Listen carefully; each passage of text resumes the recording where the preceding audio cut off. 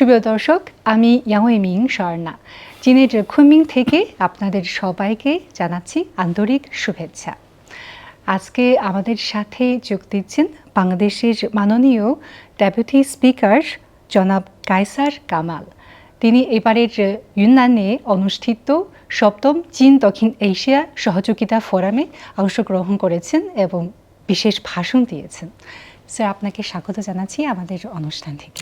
অসংখ্য ধন্যবাদ আমাকে আমন্ত্রণ জানানোর জন্য। আপনাদের অনুষ্ঠানে অংশগ্রহণ করতে পেরে আমি অত্যন্ত আনন্দিত।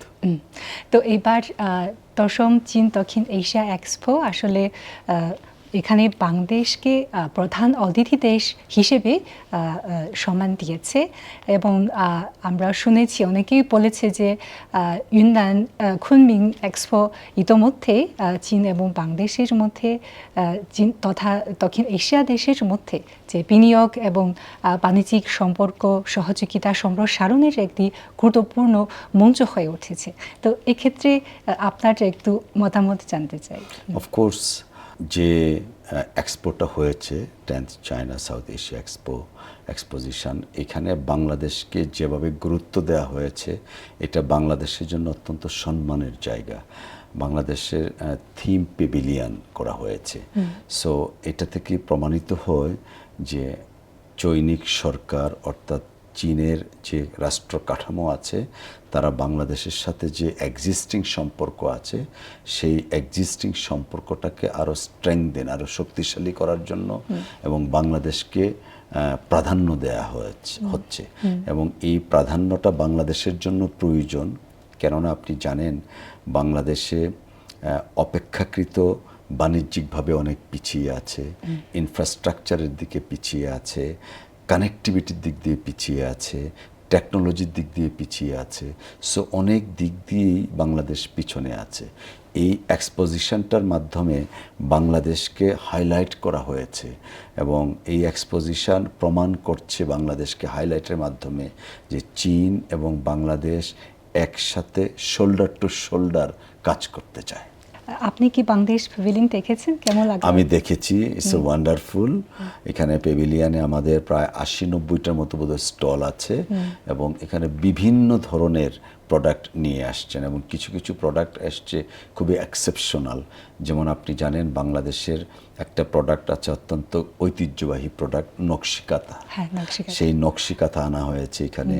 আর বাংলাদেশে যে একটা আউটলেট আছে কারুপণ্য আড়ংয়ের একটা শোরুম আছে। তো এরকম বাংলাদেশের যে সমস্ত ব্র্যান্ডগুলা বাংলাদেশের মধ্যে অত্যন্ত জনপ্রিয় এবং পিপলস ফ্রেন্ডলি, সেই আউটলেটগুলা এখানে অংশগ্রহণ করেছে। এর পাশাপাশি অনেক ধরনের পণ্য নিয়ে বাংলাদেশের লোকজন এসছে এবং আমি দৃঢ়ভাবে বিশ্বাস করি চীন বাংলাদেশকে প্রধান আকর্ষণের কেন্দ্রবিন্দুতে রেখেছে এবং এতে বাংলাদেশ বেশি লাভবান হচ্ছে। আপনি তো ৭ম চীন দক্ষিণ এশিয়া সহযোগিতা ফোরামে অংশগ্রহণ করেছেন এবং খুব গুরুত্বপূর্ণ ভাষণও দিয়েছেন। সেই ভাষণের মাধ্যমে আপনি চীনা মানুষের কাছে কীরকম বার্তা পৌঁছে দিতে চান সেই সম্পর্কে যদি একটু বলেন। দেখেন, চীন এবং বাংলাদেশের সাথে অনেক পুরনো একটা সম্পর্ক এবং এই সম্পর্কটা শুধুমাত্র স্টেট টু স্টেট না, পিপলস টু পিপল বাংলাদেশ। এবং এই যে বাংলাদেশকে আপনারা মানজেলা ডাকেন, সো এই যে বাংলাদেশকে না বলে মানজেলা বলা, আমাদের পারিবারিক পরিবেশে যেমন আদর করে পুরা নাম না ডেকে একটা ডাক নাম বা নিকনেম ডাকি, তো এই নিকনেমটা বলা হয় কিন্তু আদরের ডাক। তো আমরা যখন মানজেলা বলেন আমরা ধরে নেই বাংলাদেশ শুধুমাত্র চীনের প্রতিবেশী না, বাংলাদেশ চীনের অত্যন্ত আপন ঘনিষ্ঠ বন্ধু, যে কারণে মানজেলা বলে। আর ৭ম চায়না সাউথ এশিয়ার যে ফোরাম, এই ফোরামটা অত্যন্ত একটা শক্তিশালী ফোরাম এবং এই ফোরামে বাংলাদেশ সহ মালদ্বীপ ছিলেন, মালদ্বীপের পররাষ্ট্রমন্ত্রী, তারপর আপনার নেপালের ডেপুটি স্পিকার ছিলেন, আরও শ্রীলঙ্কার পররাষ্ট্র প্রতিমন্ত্রী ছিলেন। অনেকগুলা দেশের একটা মিলন মেলায় পরিণত হয়েছিল। এই মিলন মেলাটা কূটনৈতিকভাবে অত্যন্ত গুরুত্বপূর্ণ। পাশাপাশি আমাদের যে আদার্স জিনিসগুলো আছে যেমন ইনফ্রাস্ট্রাকচারের ডেভেলপমেন্ট, আর পাশাপাশি আমাদের এআই টেকনোলজি ইন্ট্রোডিউস করা বাংলাদেশে, এবং ইকো এগ্রিকালচার বিভিন্ন সেক্টরে কাজ করা যেতে পারে। আর সবচেয়ে ইম্পর্টেন্ট যেটা হচ্ছে এই গতকালকের যে সম্মেলন হয়েছে, সেই সম্মেলনে আমরা আনুষ্ঠানিকভাবে ঘোষণা করেছি যে বাংলাদেশের মাননীয় প্রধানমন্ত্রী চলতি মাসের শেষ সপ্তাহে চায়না সফর করবেন, এবং চায়না সফরের মাধ্যমে বাংলাদেশের সাথে যে চীনের একটা শক্তিশালী বন্ধুত্বপূর্ণ ঐতিহাসিক সম্পর্ক, সেটা আরও জোরদার হবে। এবং চীনকে মাননীয় প্রধানমন্ত্রী সর্বাধিক গুরুত্ব দিয়ে মাননীয় প্রধানমন্ত্রীর দ্বিতীয় সফর, বিদেশের দ্বিতীয় সফর চীনকে তিনি ধরেছেন, এবং এই চীনের সাথে দ্বিতীয় সফর তৈরি করা বা সফর করার আরও কিছু ঐতিহাসিক কারণও আছে। আপনি জানেন চীনের সাথে যে কূটনৈতিক সম্পর্ক স্থাপন করা হয়, বর্তমান মাননীয় প্রধানমন্ত্রীর পিতা শহীদ রাষ্ট্রপতি জিয়াউর রহমান সাহেব সর্বপ্রথম 1977 সনে চীনের সাথে কূটনৈতিক সম্পর্ক স্থাপন করেন, এবং তিনি তখন চীনে এসেছিলেন। পরবর্তীতে 1980 সনে তিনি চীনে এসেছিলেন।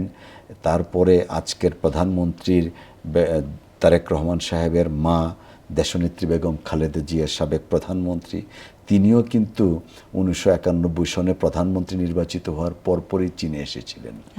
পরবর্তীতে আবার 2001 সনে তিনি যখন আবার নির্বাচিত হলেন, তখন 2002 সনে চীনে আসলেন। তো আপনি যদি একটু লিঙ্কটা দেখেন, শহীদ রাষ্ট্রপতি জিয়াউর রহমান, বেগম খালেদা জিয়া, এখন তারেক রহমান, তো অর্থাৎ বিএনপি যখন বাংলাদেশের রাষ্ট্র পরিচালনা ভার নেয় বা থাকেন, নির্বাচিত করেন, তখন চীনের সাথে সম্পর্কটা শুধুমাত্র একটা সম্পর্ক থাকে না, একটা বিশেষ সম্পর্ক স্থাপন হয়। এবং এই সফরগুলোর মাধ্যমে সেটা প্রমাণিত হচ্ছে যে বাংলাদেশ চীনকে সর্বাধিক গুরুত্ব দিচ্ছে, ঠিক তেমনিভাবে চীনও বাংলাদেশকে অত্যন্ত আপন হিসাবে বিবেচিত করে বাংলাদেশকেও গুরুত্ব দিয়ে আসছে। আসলে দুই দেশের মধ্যে যেমন একটা প্রধান বিষয়টা হলো এই বাণিজ্যিক ক্ষেত্রে যে সহযোগিতা, বাণিজ্যিক যে সম্পর্ক সুসংহত করার জন্য আসলে একটা সুষ্ঠু নীতি এবং ভালো আইনি পরিবেশ দরকার। তো এই ক্ষেত্রে যেমন চীনের বিনিয়োগকারীদের এবং বিশ্বের বিনিয়োগকারীদের আকর্ষণ করতে আপনাদের যেমন সংসদ থেকে কি কি সহায়তা প্রদান করতে পারেন? এটা খুবই অত্যন্ত গুরুত্বপূর্ণ একটা প্রশ্ন। মাননীয় প্রধানমন্ত্রী জনাব তারেক রহমান সাহেব ওনার পররাষ্ট্রনীতি যেটা ঘোষণা করেছেন, বাংলাদেশ ফার্স্ট, অর্থাৎ সবার আগে বাংলাদেশ। তো সেই সবার আগে বাংলাদেশ নীতির মাধ্যমে আমরা চীন সহ অপরাপর যারা বন্ধুরাষ্ট্র আছে তাদের ইনভেস্টমেন্টের ক্ষেত্রে বাণিজ্যিক সহযোগিতার জন্য একটা স্পেশাল ওয়ান স্টপ সার্ভিস চালু করার পরিকল্পনা রয়েছে। পার্টিকুলারলি চীনা ইনভেস্টরদের জন্য আমাদের যেমন ইপিজেড আছে, আরও নতুন নতুন ইপিজেড করা হচ্ছে, এক্সপোর্ট প্রসেসিং জোন। সেই এক্সপোর্ট প্রসেসিং জোন নতুন যেগুলো করা হবে শুধুমাত্র চীনের জন্য ডেডিকেট করে করা হচ্ছে। তো চীনকে অর্থনীতিতে গুরুত্বপূর্ণ পার্টনার হিসাবে বাংলাদেশ বিবেচনা করছে, এবং সেই হিসাবে সরকার তার নীতি প্রণয়ন করবে, এবং যখন যে আইনি কাঠামোর প্রয়োজন পড়ে বর্তমান সরকার অত্যন্ত আনন্দের সাথে সে আইনগুলো প্রণয়ন করবে। কিছুক্ষণ আগে আপনি উল্লেখ করেছেন আসলে দুই দেশের মধ্যে যে মৈত্রী, এটা বিভিন্ন স্তরের মৈত্রী, হ্যাঁ, শুধু সরকারি নয়, মানুষের সাথে সংযুক্ত জোরদার করা, সেটাও এর মধ্যে একটা খুবই গুরুত্বপূর্ণ দিক। ভবিষ্যতে যেমন সংসদ পর্যায়ে বা যুবকদের মধ্যে বা বিভিন্ন স্তরের যে যোগাযোগ আরও গভীর করতে, তো এই ক্ষেত্রে আপনাদের আর কি কি পরিকল্পনা আছে? পরিকল্পনাটা আমাদের বাংলাদেশের যেমন আছে, আমি বিশ্বাস করি চীন সরকারেরও আছে। যেমন ধরেন এখন বিশ্ব রাজনীতিতে একটা নতুন প্রিন্সিপাল এস্টাবলিশড হয়েছে, নতুন ফেনোমেনন ক্রিয়েট হয়েছে, পার্লামেন্টারি ডিপ্লোমেসি, অর্থাৎ সংসদীয় কূটনীতি। তো আমরা মনে করি বাংলাদেশ পার্লামেন্ট এবং ন্যাশনাল পিপলস কংগ্রেসের মধ্যে একটা দ্বিপাক্ষিক সম্পর্ক থাকবে। রাষ্ট্রের সাথে রাষ্ট্রের সম্পর্ক, ঠিক তেমনিভাবে পার্লামেন্টের সাথে একটা পার্লামেন্টের সম্পর্ক। এখানে যারা ন্যাশনাল পিপলস কংগ্রেসের যারা চেয়ারম্যান, ভাইস চেয়ারম্যান আছেন, অন্যান্য মেম্বার্স আছেন, দায়িত্বশীল যারা আছেন, তারা বাংলাদেশে যাবেন। বাংলাদেশের স্পিকার বা পার্লামেন্ট মেম্বার তারা এই দেশে আসবেন। অর্থাৎ দুই আইনসভার এক্সচেঞ্জের মাধ্যমে আমাদের এই কূটনৈতিক একটা পার্লামেন্টারি কূটনীতিটাকে আরও উন্নত পর্যায়ে নিয়ে যেতে পারি। এবং আমি মনে করি এটার একটা সিগন্যাল ইতিমধ্যে বাংলাদেশ পেয়েছে। আপনি জানেন যে ন্যাশনাল পিপলস কংগ্রেসের ভাইস চেয়ারম্যান গতকাল এসছিলেন, আমাদের সাথে দ্বিপাক্ষিক বৈঠক হয়েছে। সেই বৈঠকে আমরা মাননীয় ভাইস চেয়ারম্যানকে, হিজ এক্সেলেন্সিকে আমন্ত্রণ জানিয়েছি এবং তিনিও আমাদেরকে বলেছেন যে আগামী অগাস্টে এই ন্যাশনাল পিপলস কংগ্রেসের একটা প্রোগ্রাম হবে, সেই প্রোগ্রামে হয়তোবা আমরা আবার দেখা হতে পারে। ঠিক তেমনিভাবে ইয়তের কথা যদি বলেন, বাংলাদেশে একটা vibrant country for the youth, যেখানে মোর দেন 40% জনসংখ্যার মধ্যে ইয়থস আছে। সো এই যে ইয়াত জনসংখ্যাটাকে কাজে লাগানোর জন্য, ওয়ার্কফোর্স হিসাবে কাজ করার জন্য চীন as a government, as a state এখানে আরও বেশি কার্যকরী ভূমিকা নিতে পারে বাংলাদেশ থেকে এনে। পাশাপাশি আমাদের যারা সিভিল সোসাইটির মেম্বার আছেন, প্রফেসরস আছেন, থিঙ্ক ট্যাঙ্ক যারা আছেন, জার্নালিস্ট যারা আছেন, অর্থাৎ সমগ্র ক্ষেত্রে কাজ করার একটা সমূহ সম্ভাবনা এবং নতুন দ্বার উন্মোচিত হয়েছে বর্তমান সরকার দায়িত্ব পাওয়ার পর থেকে। জনাব তারেক রহমান সাহেবের দায়িত্ব পাওয়ার পর থেকে বাংলাদেশ এবং চীনের মধ্যে বিভিন্ন অ্যাভিনিউ ওপেন হয়েছে, যা ইতিপূর্বে কখনো ছিল না। দুই দেশের মধ্যে বিভিন্ন ধরনের যে সহযোগিতা চলছে এবং অনেক দিন আগে থেকেও আসলে এই সহযোগিতা চলে আসছে। তো যেমন পানি সম্পদ হলো এই জনগণের কাছে খুবই গুরুত্বপূর্ণ এবং খুব জরুরি একটা সম্পদ। তো এই ক্ষেত্রে যেমন তিস্তা নদীর প্রকল্প নিয়ে চীন এবং বাংলাদেশের মধ্যে সহযোগিতা আগে থেকেই শুরু হয়েছে, এখন কি পর্যায়ে? পানি এটা ন্যাচারাল একটা রিসোর্সেস, বাট আনফর্চুনেটলি পানি নিয়ে রাজনীতি করা হচ্ছে। যেমন উজানের দেশ, আমাদের যতগুলা নদী আছে, তিস্তা, পদ্মা, মেঘনা, যমুনা, ব্রহ্মপুত্র কিছুটা চীনের সাথে সংশ্লিষ্টতা আছে, বাট অ্যাপার্ট ফ্রম ব্রহ্মপুত্র সবগুলা নদী উজানের দেশ থেকে প্রবাহিত, অর্থাৎ ভারত থেকে প্রবাহিত। তো আনফর্চুনেটলি ফারাক্কা বাঁধের মাধ্যমে বাংলাদেশে, ফারাক্কা বাঁধ আপনি নিশ্চয়ই জানেন, ভারতে তারা তৈরি করেছে। ফারাক্কা বাঁধের মাধ্যমে বাংলাদেশকে একটা মরুভূমি বানানো হচ্ছে।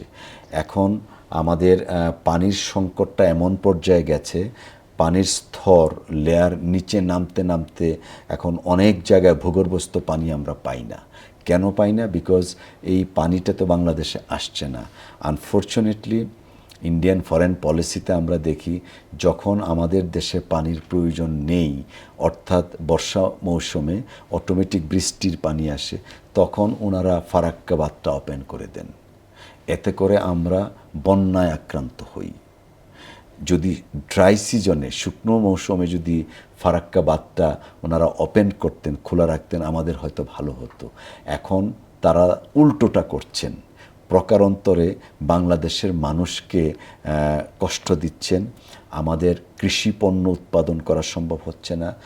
এমনকি আপনি জেনে অবাক হবেন, পানীয় জলের, অর্থাৎ যে পানি আমরা পান করি, সেই পানিটা পর্যন্ত আমরা পর্যাপ্ত পাচ্ছি না।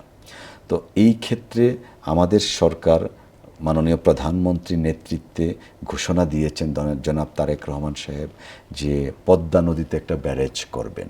তো পদ্মা নদীতে যদি ব্যারেজটা হয়, পাশাপাশি তিস্তাটা বাংলাদেশের জন্য সবচেয়ে গুরুত্বপূর্ণ একটা প্রজেক্ট।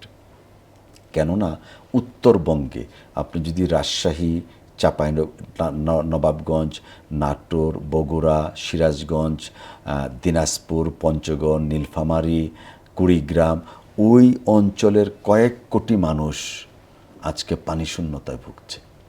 এবং এই তিস্তা ব্যারেজ যদি করা হয়, অফকোর্স আমরা বিশ্বাস করি আমাদের পরম এবং মহান বন্ধু চীন এই ব্যাপারে এগিয়ে আসবেন। তিস্তা ব্যারেজটা যদি হয়, কৃষিক্ষেত্রে প্রভূত উন্নয়ন সাধিত হবে, মানুষের জীবন মানের উন্নয়ন ঘটবে। আর সবচেয়ে বড় কথা, মানুষের জন্য যে পানির অপর নাম জীবন, সেই জীবনটা বাংলাদেশের মানুষ আবার ফেরত পাবে যদি চাইনিজ গভর্নমেন্ট তিস্তা ব্যারেজ প্রকল্পটা হাতে নিয়ে সম্পন্ন করে। খুব মূল্যবান সময় দিয়েছেন এবং আমাদের সাথে আপনার অনেক কিছু আইডিয়া শেয়ার করেছেন, এটার জন্য আপনাকে অসংখ্য ধন্যবাদ। আমি অত্যন্ত আনন্দিত এবং সম্মানিত বটে। আপনারা কষ্ট করে সুদূর বেইজিং থেকে এখানে এসছেন। বেইজিং থেকে কুনমিংয়ের দূরত্ব 3.5 ঘন্টার ফ্লাইট, অথচ কুনমিং থেকে ঢাকার মাত্র 2 ঘন্টার ফ্লাইট। তো আমরা মনে করি কুনমিং ঢাকার খুব কাছের শহর বেইজিং থেকে। তো আমরা যেভাবে কুনমিং এবং ঢাকা কাছাকাছি, আমরা দৃঢ়ভাবে বিশ্বাস করি এই ইউনান প্রভিন্স তারা আরও কিছু পরিকল্পনা নেবেন যেন এই কুনমিং থেকে বিমানের পাশাপাশি সড়ক পথে আমরা কুনমিংয়ে আসতে পারি। এতে করে আমাদের লাভবান হবে, আমাদের পণ্য আমদানি রপ্তানির ক্ষেত্রে সহজ হবে, খরচ কম হবে এবং পিপলস টু পিপলস অর্থাৎ মানুষের মধ্যে যোগাযোগটা আরও বৃদ্ধি পাবে। কুনমিংয়ের সাথে আমাদের কালচারাল হেরিটেজের অনেক মিল আছে, ভৌগোলিকভাবে আমরা খুব কাছাকাছি। জাস্ট একটু মায়ানমারের ভিতর দিয়ে রাস্তাটা নিলেই চট্টগ্রাম পাবেন। আর আপনি জানেন চট্টগ্রাম হচ্ছে ব্যাকবোন অফ আওয়ার ইকোনমি, বন্দর। তো অতএব কুনমিং থেকে যদি চট্টগ্রামের রাস্তা স্থাপিত হয়, কুনমিংও কিন্তু উপকৃত হবে। তো আমরা দৃঢ়ভাবে বিশ্বাস করি আমরা এই তিস্তা প্রকল্প যেমন চাইনিজরা এগিয়ে আসবেন, ঠিক তেমনিভাবে কুনমিং থেকে চট্টগ্রাম পর্যন্ত সড়ক পথে যোগাযোগ স্থাপনের জন্য উদ্যোগ গ্রহণ করবেন। আপনাকে অসংখ্য ধন্যবাদ। অনেক ধন্যবাদ।